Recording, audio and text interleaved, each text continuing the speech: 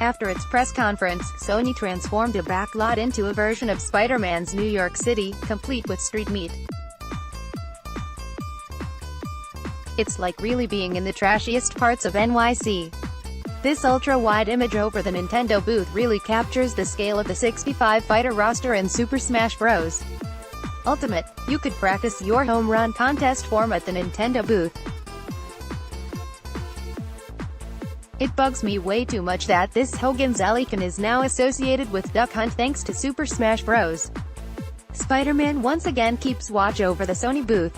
Last seen in PlayStation VR's Playroom app, Astrobot had his own cutesy VR platform game shown off at E3. These official Concrete Genie cosplayers didn't garner that much attention from passers-by on the fringes of the Sony booth. Norman Reedus can't believe how good Dreams looks. Miniature arcade cabinets were a bona fide trend at this year's E3. This amusing setup was courtesy of Tiny Arcade. Replicate had the most authentic mini cabinets at the show, complete with a darling, usable miniature trackball on the Centipede machine.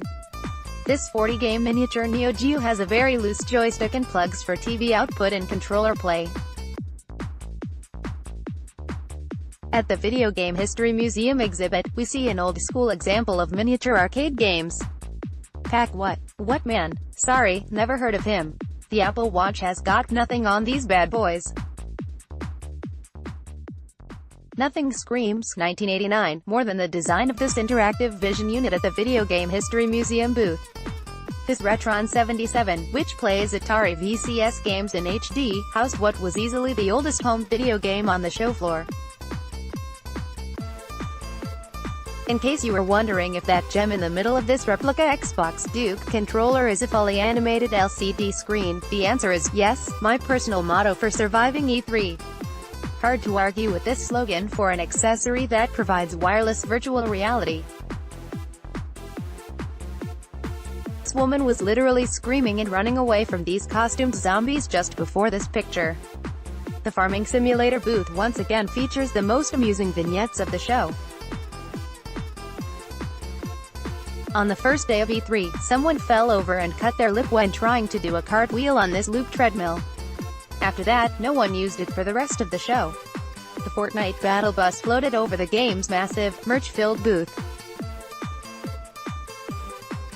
I wish Bethesda would stop relying on such cutesy animated characters and make some realistic, violent games.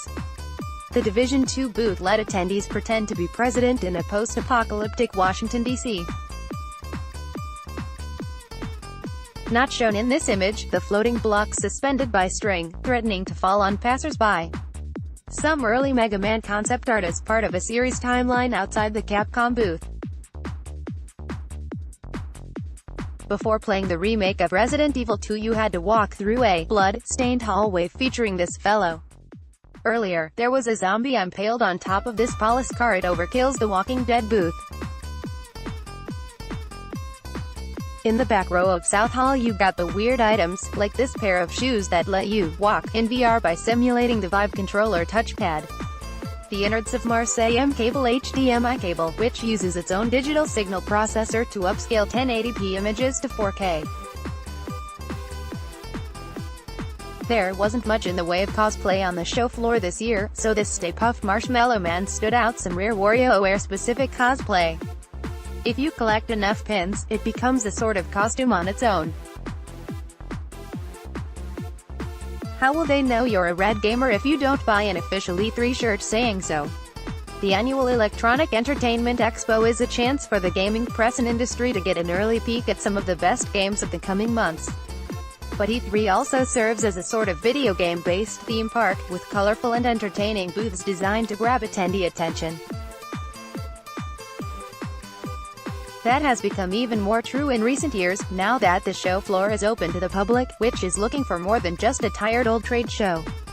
This year's E3 show floor delivered plenty of eye candy, from statuary designed for selfie photo ops to classic gaming oddities from the Video Game History Museum exhibit to some truly out-there product ideas hiding in the back rows of the hall. Check out the above gallery to get a feel for what it was like to spend a week in Video Game Wonderland. Rebecca Ford, Live Ops and Community Director, and Steve St. Clair, Creative Director, of Digital Extremes uncover some unsolved mysteries of the Warframe universe.